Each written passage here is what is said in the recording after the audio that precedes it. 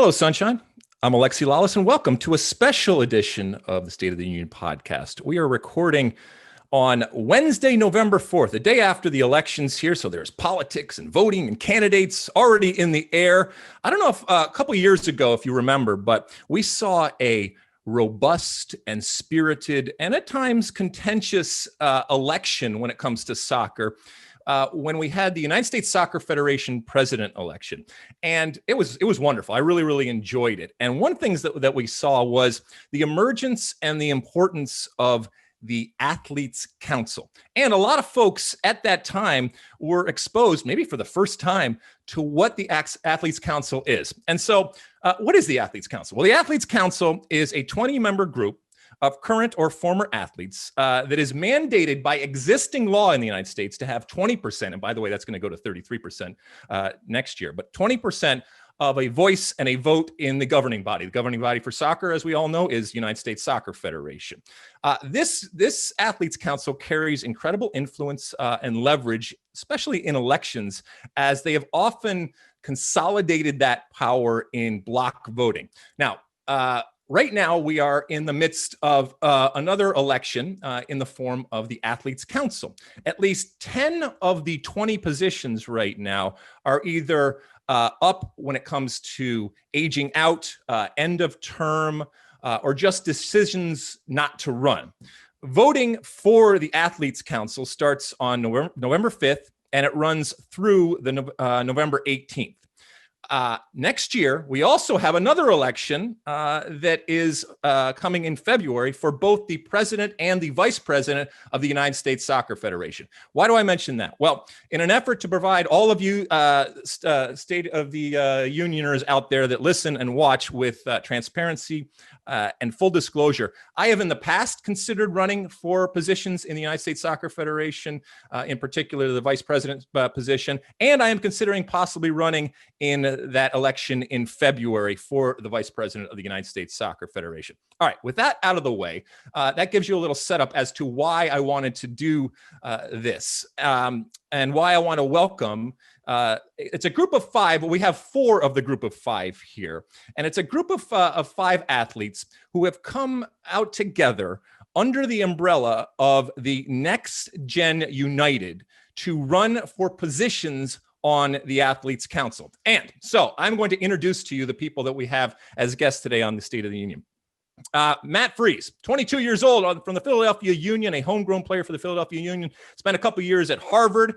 From a U.S. national team perspective, he's played for the under 23 U.S. national team. Mikey Lopez, 27 years old, at a USL from the Birmingham Legion. UNC Chapel Hill. He's at a UNC Chapel Hill. From a national team perspective, he's played for the under 15s, the under 18s, and the under 20s. Nick Mayhew, 24 years old, a member of the U.S. Paralympic national team. Went to Radford University and actually played youth with the DC United Academy.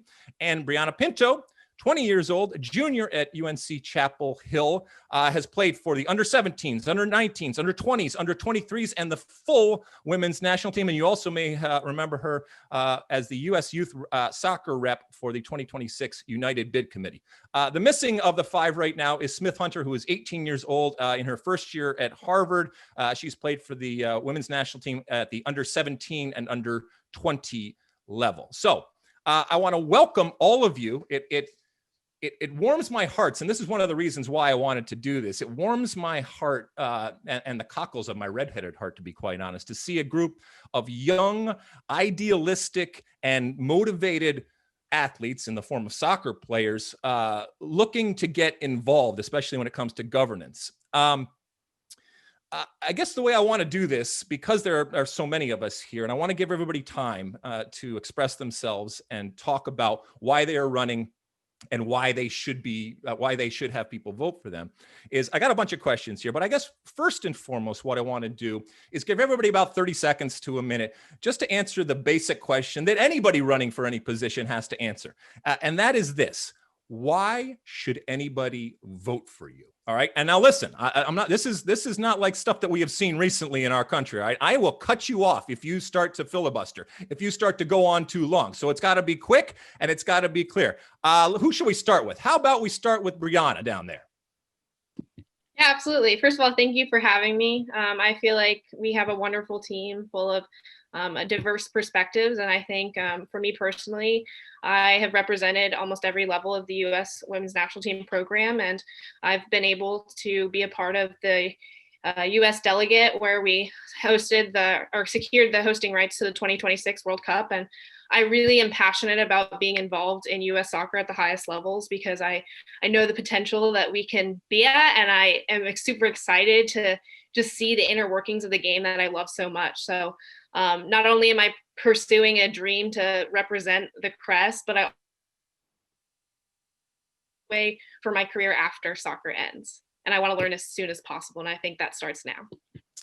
Okay. Hey, gentlemen, she set the bar pretty high there in terms of opening statements there. I'm going to go over to Nick here. How about you? Oh, thank you for having me, Alexi. I mean, Brianna does a very good job always at articulating our views as the Next Gen United. But me personally, being a part of the Paris 7-a-side team for the last 3 years now, being able to see what goes on the inside, and from just a fan of the game of U.S. soccer as a whole, I can understand what's going on and how we can help it and be a resource to positively affect it in the future. And that's sort of what we all understand, is that we just sort of want to positively affect the game for the next generations to come. And I think each of us have a very unique perspective on how we can assist U.S. soccer to do that. So we're just really excited to be in this position, and we're looking forward to the future. All right, Matt, what about you? Yeah, so I think I come from kind of a unique background regarding soccer. Come from a family where soccer is not the biggest thing, and then decided that it's what I want to do with my life. And I've gone to Europe. I've been in academy. I've been in college and everything. And so I think I'm kind of able to see a lot of different perspectives regarding that. And then also specifically with me, I'm a homegrown within the MLS, and it kind of seems that the current generation of U.S. national men's team players are either going to Europe or signing homegrown deals. At least that's kind of now the norm. It went from age 18, 19 homegrown deals to 15, 16, 17 recently. And I think it'll probably continue to get even lower. And so I think it's very important to make sure that we have some homegrown representation, representing those voices within the council. All right, Mikey, why should we vote for you? Or why not me, but First of all, I want to say thank you for having us. Like everyone's been saying, I think we bring a different perspective to the game and to the boardroom, hopefully. And I know for me personally, being a Latino and playing in the USL, I bring a different perspective to the athlete council. I've been playing in different levels of the game, and I know what different people think and how different athletes feel in the various levels. And also being a Latino, I bring that Latino experience and trying to help represent the Latino community around the U.S., just the country as a whole, and within the U.S. Federation. So I think, I think all of us bring different perspectives, and hopefully we are able to be a part of it and try and make the Federation a better place for everyone. Okay, that was the easy part. Now let's get into it. As I said, I have been on your website, nextgenunited.org. I have read the platform that you have there. You feel that the current Athletes Council does not fully represent your generation of player. And within that platform, you have pillars, access, diversity, inclusion, community, support, and unity. All right, that on the surface doesn't really tell us anything, so let's dive into some of these things right now. You say that you want to expand access for lower income and geographically remote players and move away from the pay-to-play model. Now, I've heard this. I've been around a long time, a lot longer than you guys, and I've heard people tell me it should be free, and the pay-to-play model has to go away. All fine and well, all things that we would love to see happen and we agree with. How do you do that, and who pays for it? And I will start with you, Brianna. Yeah, I already think U.S. Soccer has made a number of great efforts to try and bridge that gap to offer the game to more players.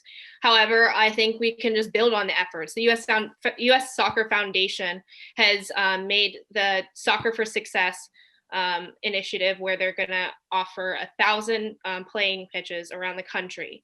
And I think our potential as a nation starts with going into lower income communities and offering them the opportunity to play, to know the game from a holistic sense. And I feel like when we invest in everybody and leave no stone unturned, when we're searching our nation for talent, I think that's when we go to the next level. And the way to do that is with the Soccer for Success program. They have after school programs where they offer it to lower income communities. So if say it's a student or an athlete meets like an income level where they can't afford to play soccer for an elite club, maybe they can get exposure at one of those clinics, and we can just handpick talent that otherwise wouldn't have the opportunity to play for a Castle or a Slammers FC per se, because those are the big clubs that are getting all the exposure. But we need to make sure that we're digging deep and giving the opportunity to younger players so that they see the standard of U.S. soccer, and that we're just investing in new players and continuously expanding our player pool. And as you expand it and it costs more, you would have the United States Soccer Federation pay for that, right? That's correct. Okay, got it. Nick.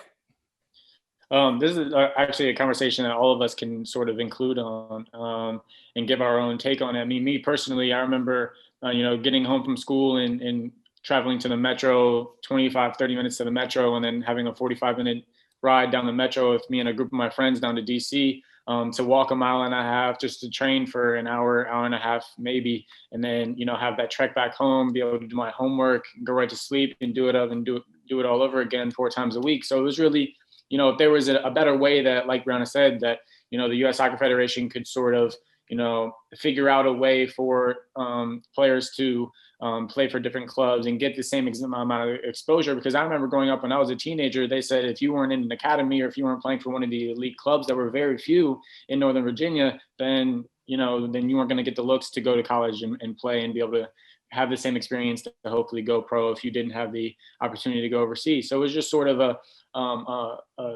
touching subject for all of us. And I think Mikey does a very good explanation with it, because it affected him, if not the most of us 5. And, I think there's a lot more that the U.S. Soccer Federation could do to support, the amount of talent that we have that goes undiscovered because of the financial disadvantages that a lot of the families have in those lower income areas. All right, well then let's go to Mikey. Mike, you got something to add here?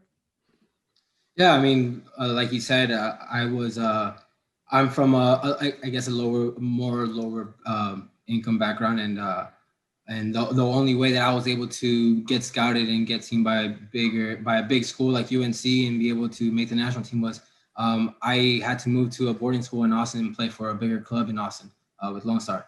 And I think it's a shame because there's a lot of talent from where I'm from, and not many people go down there to that part of the state, and they don't get to be able to see these players. So, like Brianna said, I think just investing in after school programs and having more access for soccer for a lot of various different people, and possibly even investing in having more scouts and to be able to go to different parts of the country where there aren't the major hubs of within each state. So I think basically just going back on to what Brianna said, just putting that investment back into the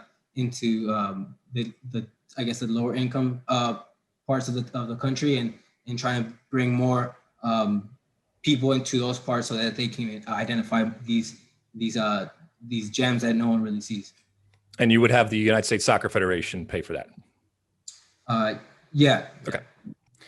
Let's move it on a little bit more to some of the stuff that you guys have talked about. You think that United States Soccer Federation should increase the number of women, Black, Indigenous, people of color and Spanish speakers in positions of influence, including soccer house leadership and national team coaches and even athletes council members. What would you do with those men and women in the United States Soccer Federation and the 113 organizational members that the United States Soccer Federation has that are currently in positions in order to fulfill that desire you have? Would you have them resign and make room for others? I'm just curious as to how you want to go about doing it with people that are already in positions. Many volunteer, but also many that make money when it comes to the entire federation, not just the actual federation organizationally, but the entire membership when it comes to the United States Soccer Federation. How about we start over here with Nick this time? I think it's, I think the people that are in the positions now should keep their positions. I just think that with the generations to come, I think it should be more so of an educational perspective of, that we could start the conversation of including more Latino, Black women, or just any other diversity of coaching just within U.S. soccer as a whole. Because if you look at it right now, it's sort of, very, very finite. And I think that a lot of the athletes that we do have in this country are, that could go on to play for the U.S. men's national team and the U.S. women's are discouraged a little bit because their coaches don't look like them and they can't really relate to the coaches that they have and the experiences that their teammates may have, and that kind of reverts to them going and playing for their home countries, especially in Mexico. So I think that there's just it just needs to start the conversation and just educate the younger generations and educate the U.S. soccer population as a whole, and we can really relate to those younger athletes to get them to want to, stay and rep the crest. Brianna? Yeah, to add on to what Nick said, I just feel like we should add positions, make sure that we get everybody involved. We're not trying to take anybody's jobs away because we feel like everybody's invested in the future of U.S. soccer and wants to see us succeed. So we just feel like the priority right now is making sure we're getting younger voices in the room and involving them so that they can learn. By the time that they're at the peak of their career, they can help affect change in the most positive way. So I just think involving younger players from diverse backgrounds won't hurt. Our goal is to just keep them involved so they can learn the process early on and that we can advocate for all athletes within our system. But you believe when it comes to a job, or whether it's a job on the field or off the field, that you want to put the best person in that position to be to give you the best chance of being successful. Absolutely. Yeah. Because at the end of the day, we're a national organization and results matter. So the best way to do that is making sure that we're investing in the right people who are committed to development at every single level of our federation. So I wholeheartedly agree with you on that statement. Mikey or Matt, anything you guys like to add on to this? Yeah, I'll go. Like Brianna said, we want to add and not subtract. We don't want to tear down everything and start brand new. I mean, we know the way the federation is right now, it's pretty successful. We just want to keep adding to it and make it even more successful. I think, like Brianna said, we just got to implement some plans to kind of build a way for all these other people to be able to reach these positions, these different positions in different levels of the federation. And I think if we're able to implement these plans where we want to have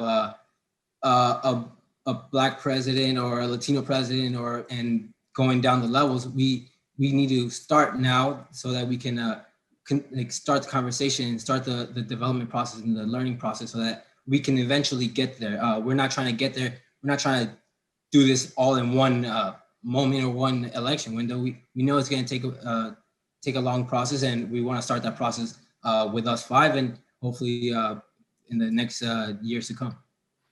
All right, Matt, I want to start something with you right off the bat here. We're going to go to something else here. You've said that U.S. soccer should be an indisputable global leader in making our sport as inclusive as possible. United States Soccer Federation, we know, has created the women's beach national team, and you are urging U.S. soccer to create formal women's counterparts to the para and the futsal national teams. You also think that U.S. soccer should add blind, deaf, amputee, and power teams to the extended national teams program with access to the same equipment and resources as any other of the extended national teams. Do you support para, beach, futsal national teams being treated the same as the United States men's national team and the United States men's women's national team? Yeah, I mean, for sure, everyone should have the same opportunity and same, resources available to them. As we're discussing, there are so many, there's so many efforts already within the federation to make it more inclusive and diverse and supportive of, all types of athletes. And so there's so much that's already been done, and we want to continue to try to add on to that. So you support them being treated equally or equitably across the board when it comes to a national team. You represent your country, you play for your national team. You think that they should all be treated equally or equitably? Yeah, for sure, everyone should be getting the same opportunity to represent their country. Got it, Nick.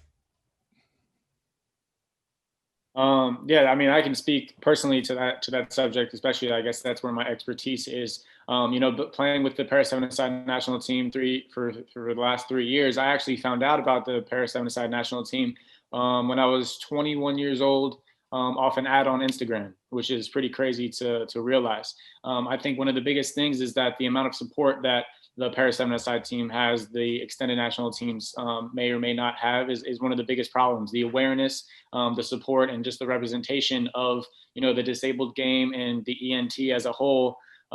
It just needs to be there. It needs to be taken to the next level. The fact that I and a lot of my teammates have either found out about the national team through social media or mainly through word of mouth in the past. Having there not been that much social media, when Chris Aarons was on the team, it was just he found out through word of mouth and such. So I think that's one of the biggest problems, and I think that U.S. Soccer has done a great job in taking the right steps forward and putting those blocks in place to be able to positively affect the next generations to come. And I've had conversations with Chris that that there are things that he did in the past that I'm reaping the benefits of now. And I'm very grateful to be in the position I am and have him do the things that he did to positively affect the program I'm playing for. And I want to do the same thing. And I think all of us, the next Gen 5, all of us want to do is put the right pieces in place for the next generations to come to be able to reap the benefits of what we hope to positively affect U.S. soccer. And from the ENT perspective, the first start to that is, equality as a whole, and, just the female counterparts of it all, and especially with the para side, having there be a women's team hopefully next year. Granted, COVID and hopefully doesn't stop it, but they'll be able to play in the World Cup next year, which is amazing. And it's just a huge step in the right direction. Brianna, you've played for the U.S. women's national team. We know the conflict and the fights that have gone on in the courtroom and in the court of public opinion out there.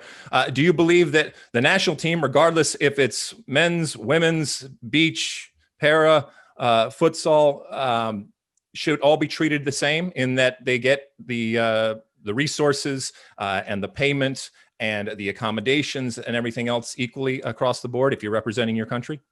Absolutely. And I think you're just as passionate about World Cups as we are. And I think our goal as a nation is we want to become a soccer culture by 2026. And the way we do that is by supporting the dream that you can represent the United States of America at any level. So we want people, no matter what level of ability you're living and breathing the game and have the same passion just as anybody else. Because when you think of a Brazil or you think of a France, everybody loves the game. So we want to make sure that no matter who you are, you aspire to represent your national team one day. And we can do that by offering the same resources to every single team that represents the United States Soccer Federation. But can we do that without taking away resources from others? Because this is my job here is to make sure that I understand what you're saying. Because ultimately, I started off this conversation asking you how you're going to fund these things. So we know what the United States men's national team makes in terms of bonuses. We know the accommodations they have. We know the marketing behind it. There's a number ultimately behind that. There's a number behind how much is spent on the women's national team. Now you're saying that all of these different teams should should be spent on equally in order to raise it. So are you saying that they should raise it for those other teams or bring it down for the men's and women's national team in order to make it equitable? Well, I think it's probably kind of hard to answer this without actually being within the council meetings, if that makes sense. This is just kind of our original platform. And then I think from, being within the council meetings and being able to discuss how these decisions are made and everything like that, that's kind of when you can, really make concrete plans, if that makes sense. I think it's, pretty difficult for us to concretely explain how this would be done, before even being in the meetings. All right, let's move on to the Athletes Council in particular. And I know we were talking off air a little bit, and you had some anecdotal things, which I think were really, really interesting. The Athletes Council, you've said that that it needs to educate the national teams and do a better job of consistently informing athletes about new developments at U.S. soccer. You've advocated for joint national team camps and annual convention. Why do you think the Athletes Council, as it is now and as it has been, hasn't been able to communicate better and hasn't been more informative? And if you do have some examples like we were talking about off air, I think those would be really, really useful to hear about things that you have gone through in researching and figuring out to become involved, and even before you were involved. Who wants to take this one first? How about Mikey? We haven't talked to you for a while. Yeah, I mean, we really want to educate everyone because I think out of us five, Brianna's the only one that's actually voted for it. And it's a shame because the Athlete Council is supposed to represent all of the athletes within the federation. And if not many people know about it, then we're all not really being represented in the correct way. And I think, so just by us, if we get in, hopefully we get in and we can implement some things that will try and teach or try and get more people to notice the Athlete Council and to learn about the Athlete Council because it's such a big part of the federation. And it's like I said, it's about representation. And if the athletes want to get represented properly, we need to know who we're voting for, why we're voting for them, and we need to know what this little subset of the federation is. And so, yeah, I think being educated about this is a massive thing for our group. Matt, I know you had a story. You want to let us in on that? Yeah, just generally speaking, when we've been reaching out to these, eligible voters, it seems like very often they don't really even know what the Athlete Council is and don't know that an election is coming up. And I think that is very, very much the point of us running, is that we want to bring a lot of attention to this election, not just for this election, but for every 2 years from now, because as you're saying, it's now legally mandated that the council has an even bigger say. And this is a massively influential position for the players to very actively and directly have their voices heard.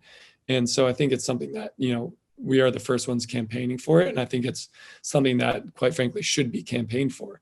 It's an honor to get this position if we do, but it's an honor for anyone to be in this position and have the influence and have the voice of the players behind them. Brianna or Nick, would you guys like to add anything on this subject? Yeah, absolutely. Yeah. Okay. So when I voted in 2018, I didn't really have an idea of what I was voting for. And I think that's a fundamental problem. But I think the fact that they even allow us to vote is great. And we want to build on that. We want to be a resource to the Athlete Council. So our mission, like Matt said, is to just make sure that our peers are being involved and that they're passionate about it. Because ultimately, the goal of the Athlete Council is to make recommendations on behalf of all national teams. And we want to make sure that every perspective is represented in the governing bodies where decisions are being made. And I think regardless of whether we are elected, we want to set the precedent that we should involve as many people as we can so that we can effectively make decisions to benefit all of our athletes in the best way possible. Nick? Yeah. I think to wrap it all and kind of just wrap that all together, I think that one of the main problems is that a lot of the athletes either, one, don't know about it, and two, once they find out that it's completely voluntary, and then are discouraged to, get involved. And the five of us went out of our way to sort of educate ourselves, to ask questions and to sort of learn a lot about the Athletes Council and what it really can do. And I think it's a problem on both ends. I think U.S. Soccer could do a better job, educating their younger athletes. And I think that the athletes themselves can do a better job of educating themselves on what they can do to, positively affect things in the future. And I think the five of us have done a really, really good job of, coming together and, setting the president that, we want to get in the room and be a resource. That's the only thing that we want to do. We want to get in there, start the conversation, and really encourage the younger generations to come to get involved, and that their voice, could be heard, and they can really make a difference. And that's sort of all that we can really do. So I can see it both sides, but we just kind of want to be that first, those first five people in there to sort of set it in motion for the generations to come, to make it, cool to be a part of it, or just start the conversation with the younger athletes first. All right, we're going to start to wrap it up here, but I want to finish off here on one of these pillars. You've said that U.S. Soccer should be leaders adopting diversity, equity, and inclusion as core values in every function of the federation. And look, this isn't a pile on the United States Soccer Federation. As a matter of fact, when we started out the conversation, and several of you mentioned that the United States Soccer Federation does some wonderful things. But looking at it from the outside, and by the way, we're all looking at it from the outside, and it's with that perspective. We've seen the federation be involved in numerous court cases. We've seen from a court of public opinion and a mainstream news type of narrative out there, the United States Soccer Federation certainly not look great when it comes to PR out there. Do you think that the United States Soccer Federation, along those lines that we were talking about here, one of your pillars, do you think the United States Soccer Federation has in any way and at any point been racist, sexist, biased, any of these types of things? And if so, can you point to them? And whether it's overt or it's just something that has been going on for a while. And once again, this isn't about slamming the federation. This is about trying to get, I think, the federation headed in a better direction and better off. Can you point to some of those things right now that you would like to focus on that you think maybe need focusing on? I'm going to give you a chance too after this question to say the good things that United States Soccer Federation is doing. So let's start over there with, how about back to you, Nick? Yeah, I think, number one is education is key. I think that's the biggest thing that we can kind of, lean on, and within just, a problem within the United States of America as a whole, and not necessarily just within the federation. I think that education is just the biggest tool, for everyone to sort of lean on. And the more that we can educate, the older generation, or, the generation we are in now, and then the generations to come, of, what's right, what's wrong, and, the way that, we should represent the crest and with the right demeanor and the right actions that we do on and off the field. I think that education is the biggest part to it all. And the more we educate, the more we put things into place, and the more that we can, get people involved to make the right decisions, it'll lead to a better future. Brianna? Yeah, like to add on to what Nick said, I just think that like now's a great time. Like we have everybody's attention. I think over the last couple of months, everybody was in quarantine, so they're focused on what's going on in the world. And while we have everyone's attention, we want to take advantage of that and making sure that we're honing in on education, because not only do we need to find the best talent, we need to nurture it, and we need to make sure that our players are being taken care of. And the ways we can do that is just by implementing workshops and education sessions within our camps, so that we create the most inclusive environment, because inclusivity and like positivity, and then education on like how racial injustice affects our nation, that's the best way we're going to have success, because we're going to create a team who fights for one another on and off the field. Matt? Yeah, well, I think a lot of what spurred all of our discussions about this in the first place was actually, the racial injustice and inequality outside of the federation that we've seen, and that kind of spurred a lot of our interest in this. And I think the U.S. Soccer Federation has the opportunity to be, especially by 2026, one of, if not, the largest and most important franchises and organizations within the country. And within that, we should be striving to be the city on the top of the hill, whatever the phrase is, not only within the international soccer community, but also within the American community regarding other industries and other organizations. And Mikey, take us home. Yeah, like everyone's saying, I mean, education and our group is also like kind of running on a representation. We want to make sure that the federation represents the country as a whole and the soccer athletes as a whole. And we believe that having more representation will allow more people to feel like they have a home within the U.S. Federation. And I think that's just our two biggest things, just like inclusion, education, and representation. Three biggest things, but yeah. All right, you got 30 seconds at the end of every one of these things. You got 30 seconds to once again wrap up your thoughts as concisely as you possibly can, and your last chance to appeal to any voters that may be listening or watching out there before we head into the election season here. Let's start with Matt. Yeah, well, again, our entire platform is just based on making sure that diversity and inclusion and supporting all possible players and the entire player pool is at the forefront of our federation, and making sure that, obviously our ultimate goal is to be the best team, to have the best teams and have the best products that we can. And one of the foundations of that is making sure that we see all players and all players have the right to play and all players have the opportunity to play. Nick?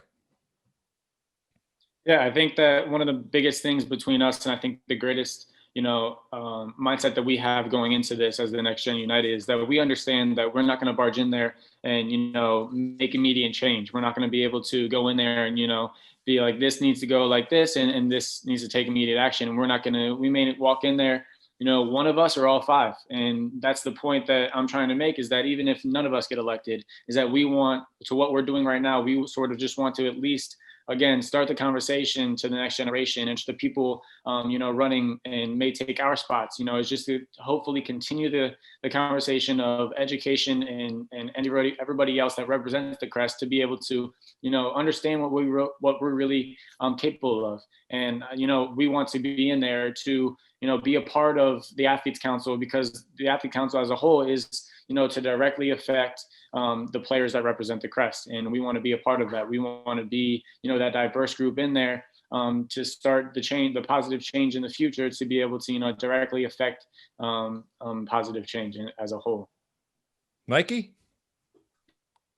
Yeah, just like they've been saying, we want to represent everyone and try and make just be the voice for all the athletes and all the future generations. We want to spark that interest for them and spark the change within the federation. And hopefully, like Nick was saying, hopefully we all get voted in. But if not, at least we're sparking that conversation and starting that change. And hopefully we can make the federation an even better federation than what it is right now, and one that's a home for all people that play and all the athletes that play soccer around the country, regardless of what they look like or how much money they make or whatever. We just want to be able to be the full representation of the full spectrum of athletes within the federation. And Brianna, you get to have the last word. Thank you. First of all, we're just so grateful for the opportunity to even run for the Athlete Council. And we just feel that we provide new perspectives and 21st century kind of solutions to what we're going through as a federation. And we don't have all the answers, but we're committed to making things right and reaching out to the informed individuals like you or anybody else who's been in the game for years, because we feel like we can learn so much. And then we could also add our lived experiences. And I think when you work together with so many people from different backgrounds, that's when real change comes. And we want to bring positivity to this. We want to make people passionate about U.S. soccer so that we create a culture that everybody supports, we're behind each other 100%. And I'm so fortunate to work with the four of them. I hope we get elected, and you can count on us to make sure that we're representing everybody within the federation, because we do see the value in every single athlete that wears the crest. Well, from my personal perspective, I see the passion. And as I said at the beginning, one of the reasons why I wanted to talk to you all was because it did lift my spirits in a certain way. And as I said, I've been around a lot longer than you, and I've seen the good and the bad and the ugly and everything that is soccer. But there's an overwhelming majority of it is good, and the good rests in the people.